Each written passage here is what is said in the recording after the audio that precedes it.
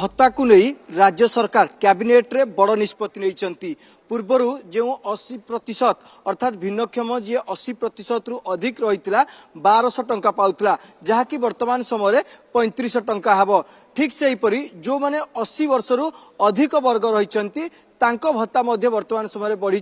3500 टंका पहुंची तेज से संबंध में चलतु अधिक आलोचना करबा आम सहित विभागीय मंत्री अच्छा नित्यानंद गंड आज्ञा आपन प्रथम कनक न्यूज को स्वागत करी आज्ञा कैबिनेट रे आज एक बड़ निष्पत्ति निगला भत्ता वृद्धि है तो केम देखु निश्चय मो तो आमर माननीय मुख्यमंत्री मोहन चरण माझी जी को धन्यवाद देवी जो बुढ़ा बुढ़ी माने जो माने वार्धक्य भत्ता पाउथिले जहाँकि 1200 टंका पाउथिले जो माने 80 वर्ष ऊर्ध्व से माने आज 3500 टंका पाइबे आरो आज कैबिनेट रे निष्पत्ति होछि एवं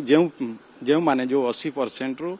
अधिका जो माने भिन्नक्षम अछंती सेमान को भी सेमाने भी 3500 टंका पाइबे ये गुरुत्वपूर्ण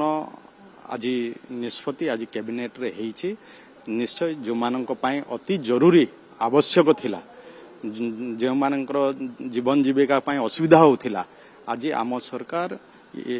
तांको मानक पाई एक गुरुत्वपूर्ण निष्पत्ति कैबिनेट रे आज मोहर मारिछंती सेथि पाई हमर माननीय मुख्यमंत्री को बहुत बहुत धन्यवाद ज्ञापन करी निश्चय एथि द्वारा जो माने 80 वर्ष ऊर्ध्व एवं जो माने 80% रु अधिक जो माने भिन्नक्षम रही से माने एथिरे लाभान्वित हेबे आज्ञा किंतु बड़ प्रश्न आम जो देखा विजु जनता दल बारंबार अभियोग करुच्ची कि भारतीय जनता पार्टी इस्ताहार जो प्रतिश्रुति देइथिला समस्त भत्ता वृद्धि हेबो ताकू नहीं बारंबार विजु जनता दल भारतीय जनता पार्टी पर प्रश्न उठाउची ता ऊपर कोन प्रतिक्रिया रखिबे देखंतु जो माने दीर्घ दिन धरी शासन कले 24 वर्ष कम कथा नुह एते दिन से माने चिंता कले नहीं आज गोटे पर गोटे निष्पत्ति आम सरकार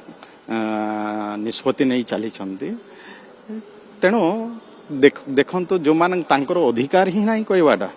से माने आज एक कथा कहउचंती आपण देखंतु आज आमे कहिथिलु सुभद्रा योजना रे महिला मान को 50,000 देवा कथा आमे ताकू पर्यायक्रम में 5 वर्ष रे आमे 50,000 देवा को निष्पत्ति नहीं छे धान बिक्री रे आमे तांकर 3100 टंका प्रति क्विंटल देवा कथा कहिथिलु ताकू आज लागू हे गला आज जो माने 80 वर्ष रु एवं 80% रु अधिका जो माने भिन्नक्षम अछंती सेमान को भी आज आमे 3500 टंका देवा पाई पर्यायक्रमे सरकार गोटिए पर गोटिए निष्पत्ति नहीं जाउछंती तेणु आम सरकार निश्चय आम निर्वाचन इस्ताहार रे भी जहाँ जहाँ भी रखी आज ताकू प्रकृत रे कार्यकारी करुची आगामी दिन रे भी जहाँ बाकी रही ताकू भी आम सरकार कार्यकारी करिवो आज्ञा समस्त राज्यवासी चाहि रहिछंती वर्तमान समय जो अन्य बळका जो माने भत्ता हिताधिकारी रहिछंती तांको पई आगो को मध्य ए राशि वृद्धि हेबो कि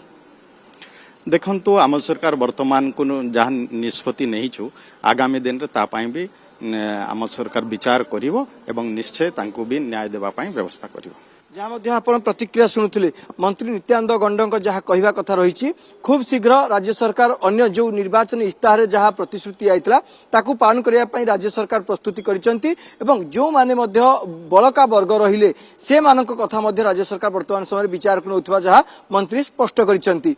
भुवनेश्वर कैमरा पर्सन दीनबंधु नवकिशोर साहू कनक न्यूज।